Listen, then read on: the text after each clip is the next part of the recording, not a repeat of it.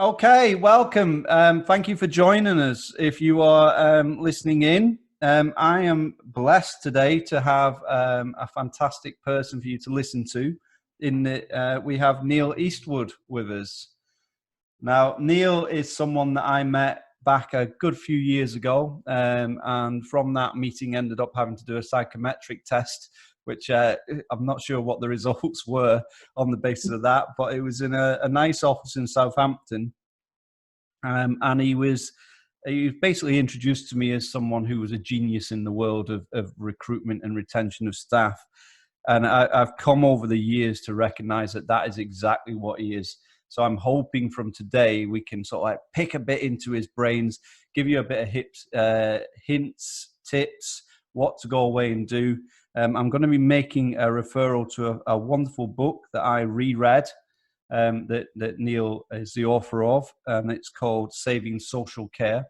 Now, the reason why I just want to put this up front is I've spent a number of years with my different businesses playing around in the world of recruitment, trying to find the perfect team and knit them together and gel them, and spent tens of thousands of pounds speaking to people, buying stuff, trying to work systems. And then I picked up his book, and lo and behold, it's all there. Now, Neil, I know this sort of like doesn't do any justice, but I think I paid £6.99 for that book. So I'm going to say now it was the best £6.99 that I've ever spent. But yeah, I'm sure we'll go into it and explore it. And I'm going to be picking a lot of bits out from that book today. But just before we get started, Neil, I mean, since the book, what have you been up to? What have you been up to during this period of time? So yeah, the book came out a couple of 3 years ago now, although it's had a really good following for a long period of time. And I think, as you say, people dip into it and then I hear feedback. And since then, what came out, so we'll probably talk about this, what came out of the book as one of the most high quality sources of staff was employee referral and word of mouth. And I've done a lot of work looking at how we can increase that particular source. And so what I've spent a lot of the last 2 years doing is building an app called Care Friends, which is an employee referral app for care staff that uses gamification points and leaderboards and so on to encourage more staff in an organization to be referrers. And typically there's only a few, less than 10%, often 5% of your staff recommend other people. And we've managed to move that up towards 50%. So but there's a lot of work to do. My next book will be Please Don't Ever Think About Building an App, because it's a really stressful thing. But yeah, so that's really what I've been doing since. But it's still in the same world, and I spent a lot of time talking to care providers. And obviously, currently, we're recording this in a strange time, a challenging time for recruitment and for operating in a care setting as well. Yeah, I mean, we've got about. I'm hoping to keep you on the go for about 20 minutes, and then let people go and have a cup of tea and relax and reflect over what they've said. Just on the basis of that, your app, is that out now or is it coming out? It's out in the middle of June. Okay. So not quite out now, and we have a waiting list for it, and people are welcome to join the waiting list at carefriends.co.uk if they're interested. It doesn't commit you, but it's you can keep in touch with our launch. And so so not out yet, but I've got high hopes for it. Brilliant, excellent. Okay, so I mean, in terms of just to sort of like get to the nitty gritty of things, I want to sort of like just touch on the world of recruitment for this period for this moment in time for this. In terms of that, one of the things that I touched upon very quickly in your book was the need to actually try and discover what it is that you're looking for. And I don't think enough people actually concentrate on that value. Certainly when I'm speaking to CEOs or recruitment people within organizations, they don't know what they're looking for. They're just looking for a member of staff. It's something you touch heavily on. Do you want to go through what you mean by finding the right person? Absolutely. And I think because, at one level, anyone can apply for a care job, you don't have to have qualifications already. That means it's open to a wide range of people, and therefore there's a wide range of motivations about why people might apply. And there's been too much emphasis in my mind in recruitment on the recruitment process and success metrics in recruitment, and not so much in who actually stayed and what were the factors that, what can we do to identify earlier and perhaps advertise in areas where we can attract higher potential people, because the cost of re-recruiting, of people leaving very quickly, and we know that about 2/3 of people will leave in the first 90 days of employment, typically in a care setting. That's a huge cost. And so, as I've done, we've done a lot of work over the last 5 years of looking at who are the high performers and what can we learn about them. And I think we can show on the screen. So, for example, what was the trigger for why you became a care worker in the first place? And the biggest by far is family care experience. So I would encourage anyone on the call now to be, one of their probing questions should be, have you got any care experience? Not paid care experience so much, you might get bad habits, you know, coming in with people that have been paid carers. But I'm talking about informal care experience. There's a large cohort of the population that's done that, and they don't realise the value of the intrinsic rewards of doing that. So a huge number of people who are family carers have a good propensity to become high performers. And then the second thing I would look at is the source of recruitment. And about 3/4 of all our recruitment comes at the moment through job boards, and an increasing chunk through social media. Much less, and obviously zero right at the moment in terms of face-to-face recruitment fairs and that kind of thing. Word of mouth and community is a good source, but we can't use it at the moment. But when we look at high performers and we look back at the source, then we find that half of all high performers come from employee referral and word of mouth, and the vast majority of those come from employee referral.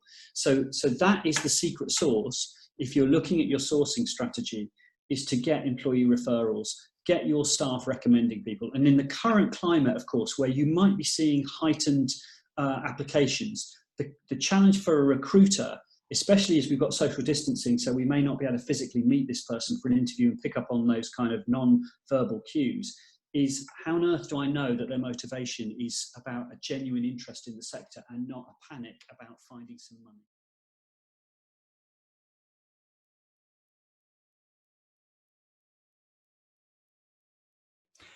Neil, I absolutely agree with you in terms of it's not utilised enough, the employment referral schemes.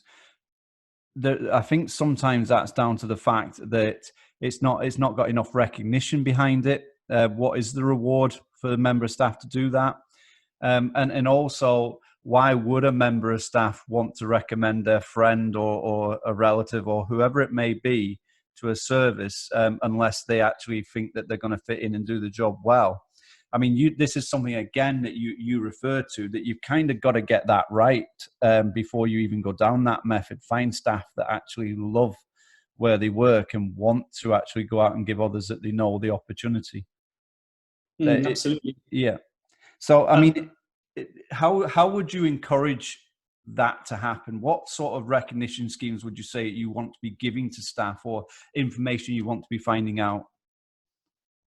I think the first thing to deal with is that we know that in most cases that employers are generally good, treat their staff well, and that if you've chosen really well in the past, you will find you have care staff that love the job and do know people locally, and it is a very local thing that they think would do well. The challenge has been that they often don't think of that person or mention the job when they see them physically. But equally, the employee referral scheme has often been a forgotten thing. So it might be a torn poster somewhere. But one of the biggest issues that when I looked into why are we not getting more referrals, and if you go back to the 1980s, I found research that indicated 85% of staff were coming from employee referral back then. It was very much driven by word of mouth, and kind of internet job boards and, you know, local newspapers first, then internet job boards, and now social media have kind of taken a lot of that away, and we need to get back to that connectivity locally.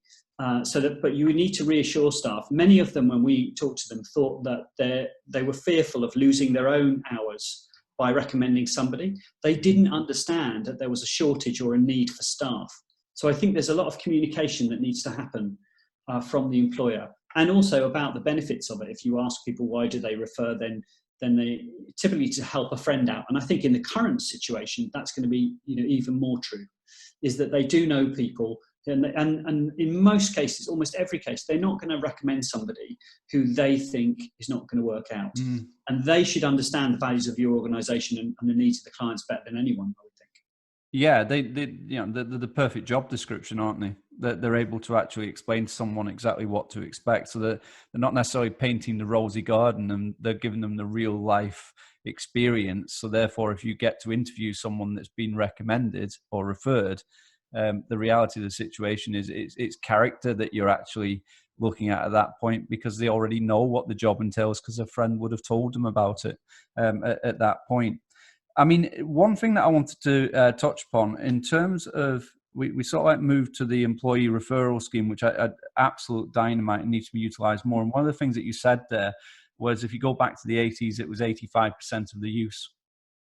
Is it that we've become lazy in recruitment, that there's so much technology available to us that it's just too much, it's so much easier not to find a way to communicate in face-to-face relationships? It's easier to actually just type an advert into a job board and hope that it's successful. Do we need to get more focused? We do. I think the critical thing that's missing is to try and remove the human element from the recruitment process. And the more digital we get, and there are applicant tracking systems now, and obviously internet job boards, and it can become very digital, and we lose that kind of personal connection. Obviously, with referrals, there is a personal connection with the person, a family or a friend connection. So that's all good. But the vast majority of recruitment won't be that. And the danger with a digital one is that you can't build that relationship with them. It's a vocational job. They want, and if you've chosen a good care worker, they're very sensitive to other people's needs. That's in their psyche. So removing that kind of human relationship building is a problem. And I think what internet job boards particularly have done, and I think that's been a pretty disastrous move for social care recruitment. I would say internet job boards have been a bad thing, because they make it easy initially to put an advert out, but what you don't realise is all the effort and cost comes later. So you get a lot more applications, which you now have to work your way through. Then you get a load of no-shows for interview, which is the bane of many managers on this call's life, I'm sure. And then those people disappear. You make a job offer, a number of them disappear while you're doing DBS, if you're listening to this in England, and police checks and references. And then you get more dropping out, and then they drop out when they start. But whereas had we had more, focus on relationships, we would reduce that number. And obviously it takes a long time to recruit someone into social care compared to, say, working in retail. I'm pleased to see some recent improvements in, fast tracking and so on, but it still takes us a long time. And so we have to work really hard to keep that relationship going. Yeah, absolutely. I mean, for most, when I speak to a lot of care home providers, even when they're corporate providers, they kind of forget that the care home belongs to the local community, and therefore the majority of the staff will be inside that local community.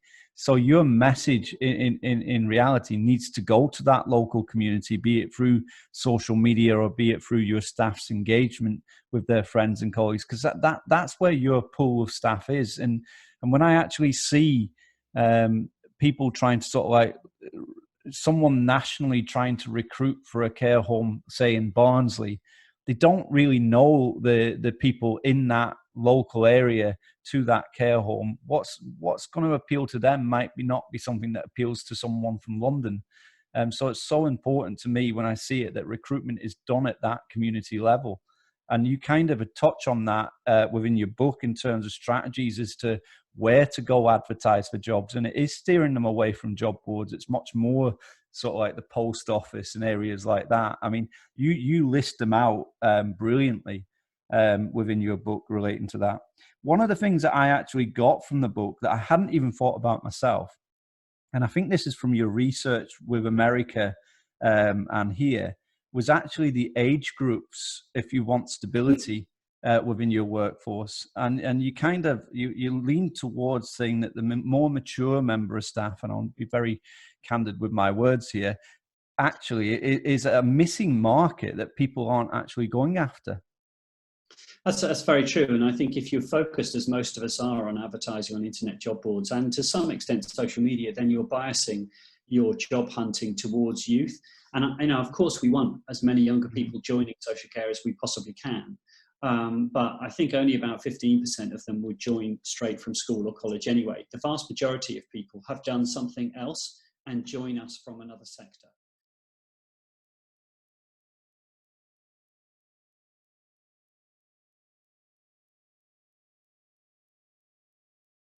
And obviously, the more time you spend on the planet, the more kind of life skills you pick up. But when you look at younger people that have been particularly successful, I was all curious, and I mentioned in the book about how have we got these younger people that are so high performing when it's much harder to engage younger people, particularly in elderly care, where they often don't have that same affinity. Then you come back to family care, or they've had some sort of tragedy, or something's happened that's matured them and made them think of others. They at a very young age had to look after mum or dad or grandparents or whatever.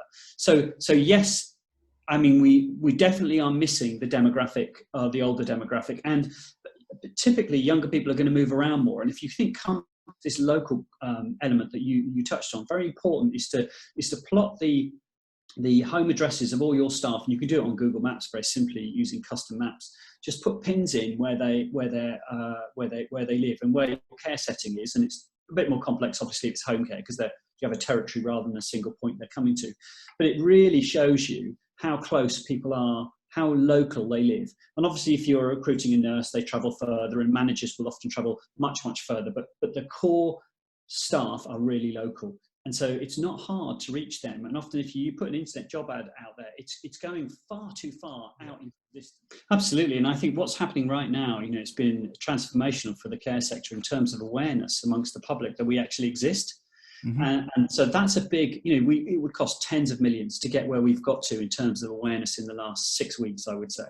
And there's also a very positive association, with the NHS and with key workers and care workers.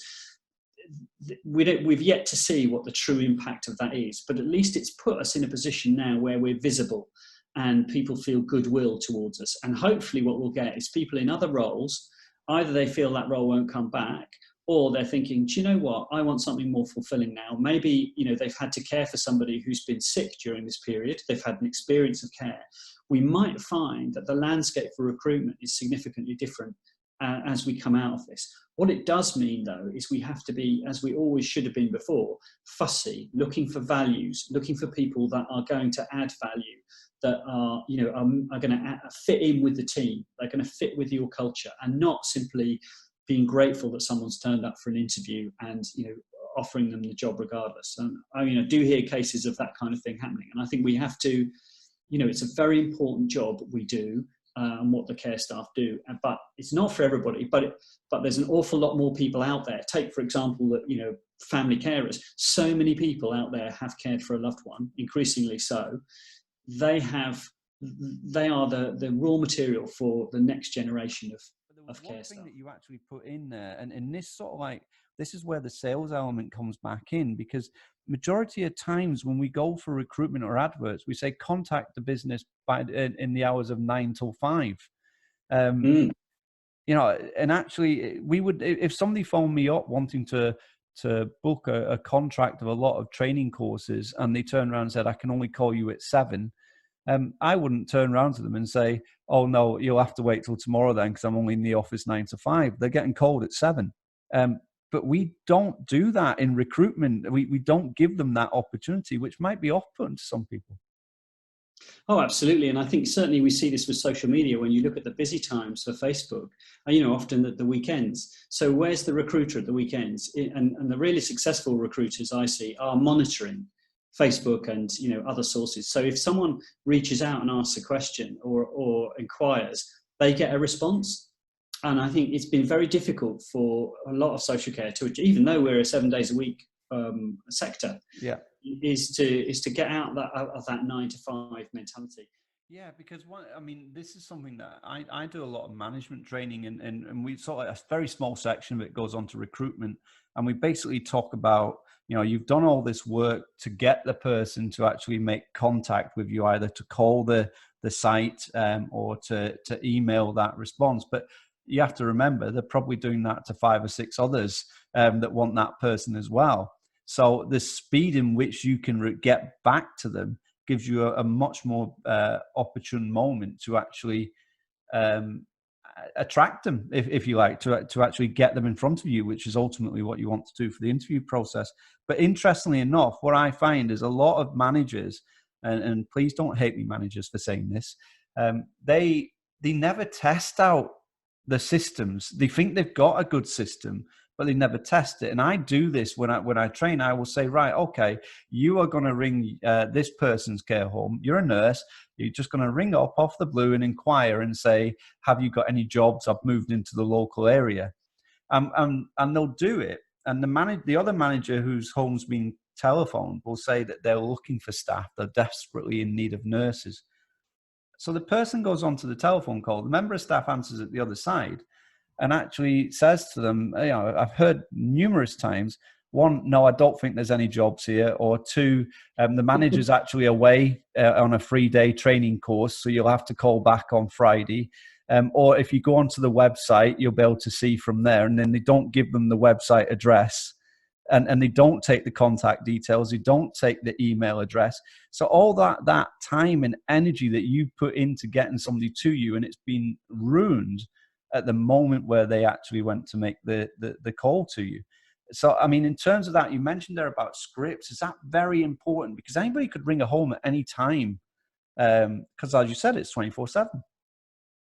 Yeah, I mean, I think it's, you need to make sure as a minimum that anyone who's going to answer the phone at whatever time of day or night, make sure they get the basic contact details down for whoever's calling and obviously the reason why. And it's always a good idea to have a script. It may not be appropriate if someone's just called in out of hours, but otherwise, you can learn an awful lot if you have a structure. So for example, recording, how friendly does this person sound on the call? Can I understand what they're saying? Do they sound genuinely interested? What's their story? What's the motivation? So we need to improve the quality of the interactions, absolutely. And I think, as you said, speed is really, really important now.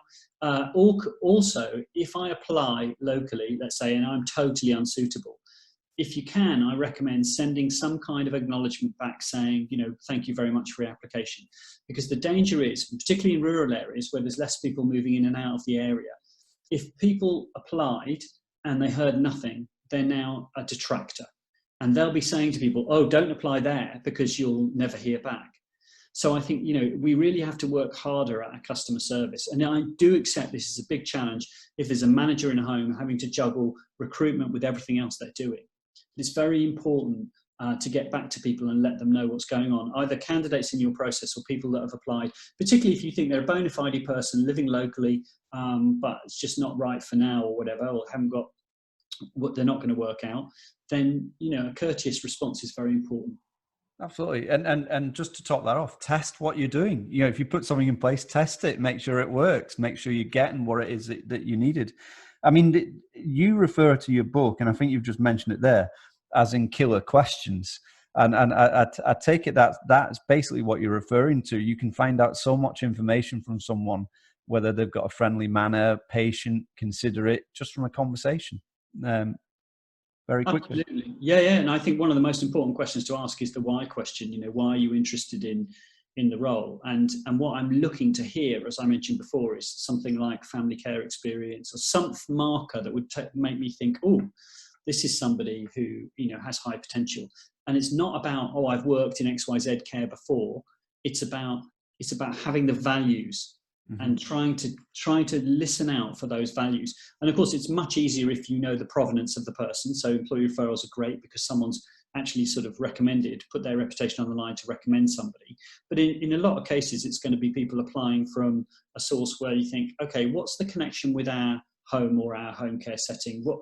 Why would they be choosing to do this? And I think starting to understand more about their initial motivation, you can do that in a very few questions. Of course, people want to know, have you got the right to work? Have you got a car? Are you able to work weekends and that kind of thing?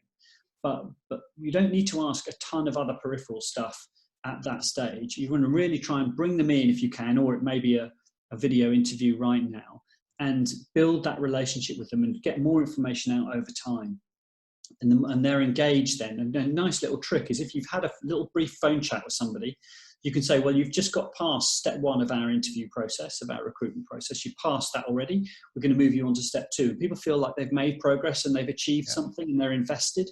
So even simple little wording changes can make a difference. And again, I think for a lot of people, they're frightened about the word interview. They're scared of interviews. We asked a lot of no-showers for interview. A fifth said, I was too scared on the day to turn up. So we might, as managers, be ranting, how dare this person not turn up? You know, they're just feckless. But actually, a chunk of them are just terrified.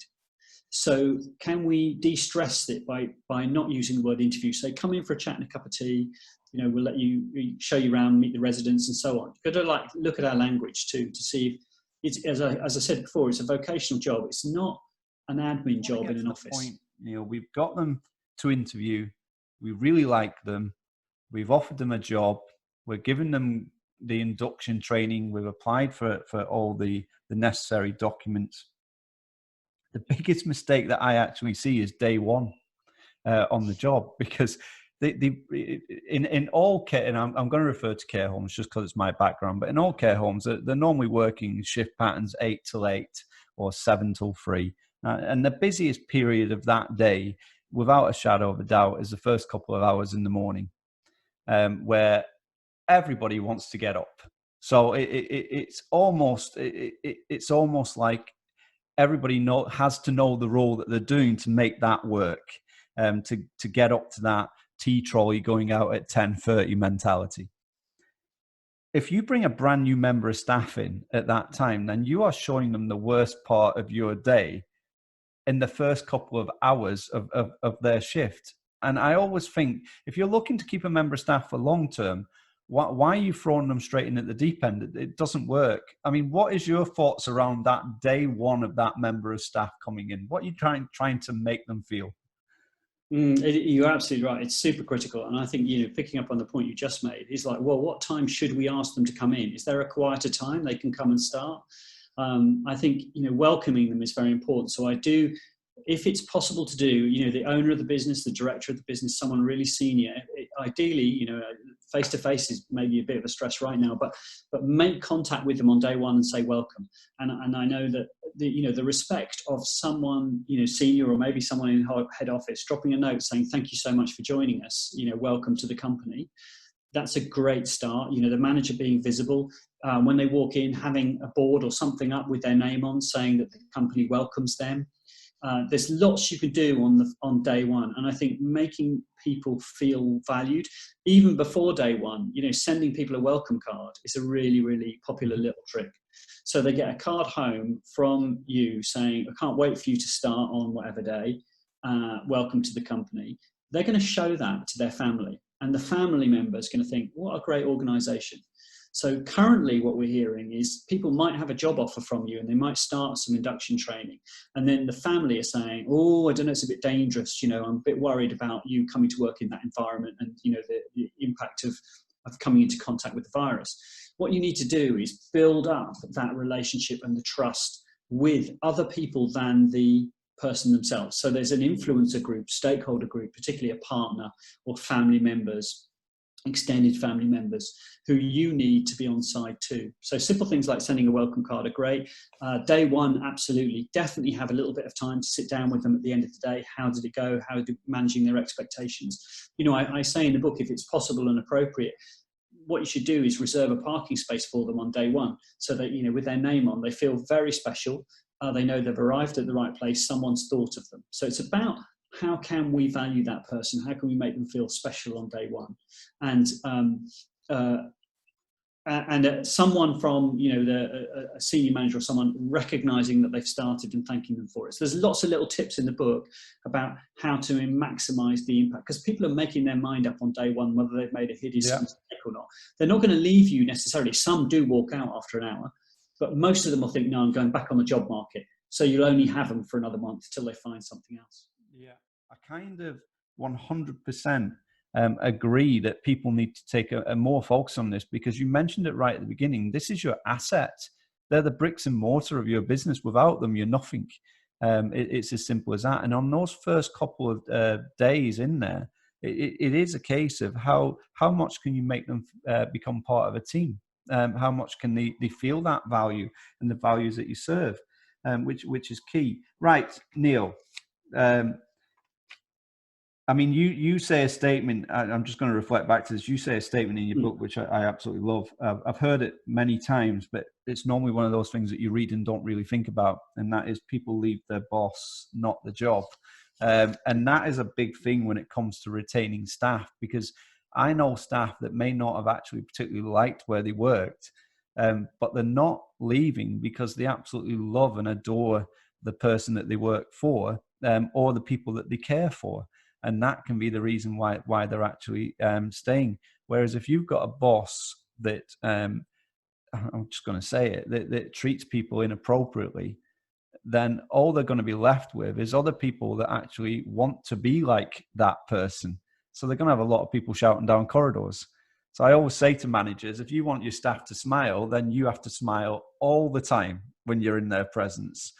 You can't be seen as anything else. I also would say, because we can't always get that relationship right with the manager or the supervisor, building in a peer mentoring program is a really good insurance policy, a cushion against all of that. And that is a buddying system where someone on your level, an experienced care worker, care assistant, is assigned to you. That has a huge improvement in staff turnover in the first 90 days. So that could be something as well. We can't control every aspect, but definitely look at, if you're not doing one already, a peer mentoring program is an excellent HR intervention that has big impacts on retention in the early stages. Neil, do you put more about that in your book? I do. Yeah, absolutely. Right. Yeah. Okay. This is the bit where in a moment, I'm going to ask Neil to give us sort of like maybe 5 key tips that if I'm looking for staff, what to do. So I'll put them in the hot seat for that, just to wrap this up. But before we do that, I mean, people may think that I will come on, and if I get guest speakers on like Neil, I will push the books. But this is a book that I've read twice, and now I've been in this industry a long time, and this is one of the books that actually I would recommend anybody, any manager out there, any CEO, board member.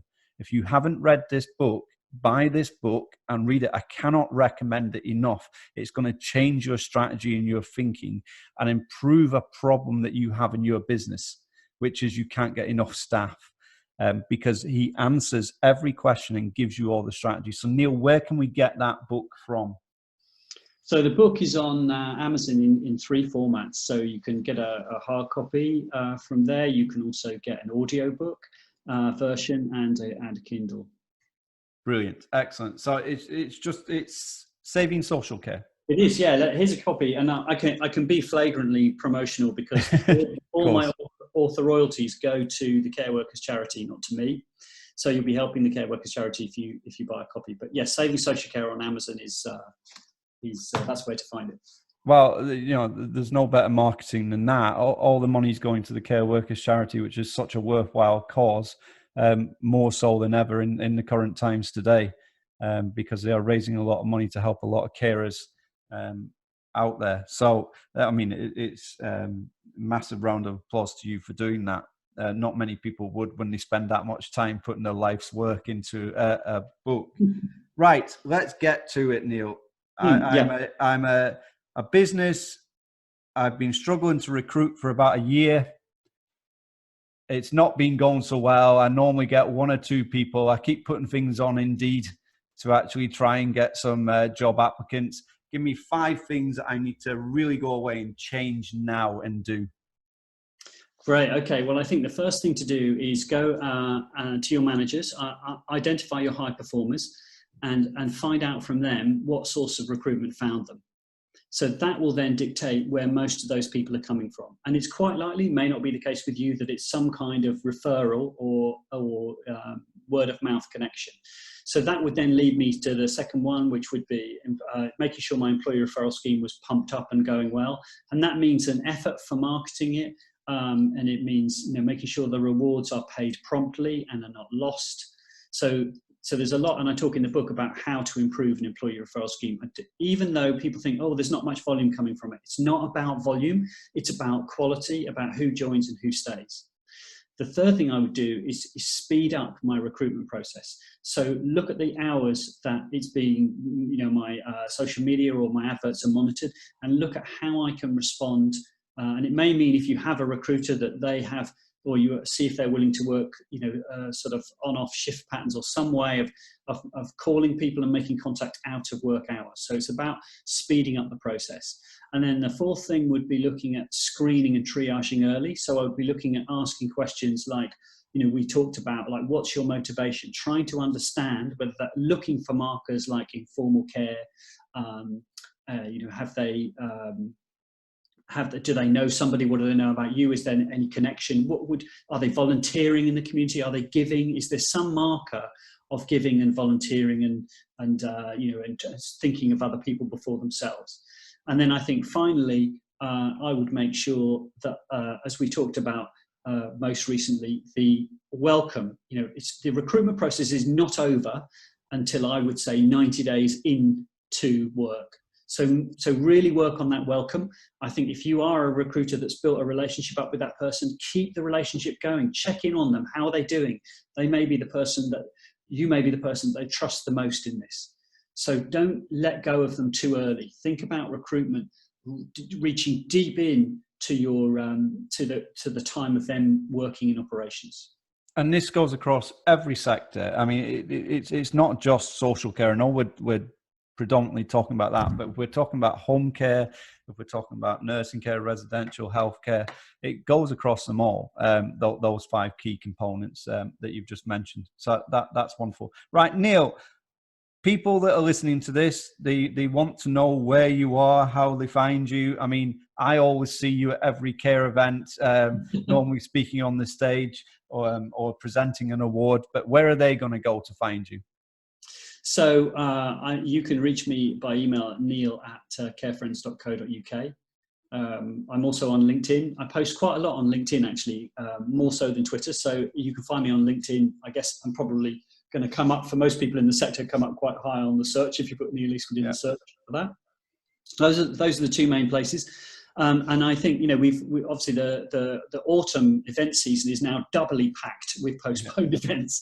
So if you're going out there locally, hopefully I might meet some of you in the communities and in some of these care events in the future.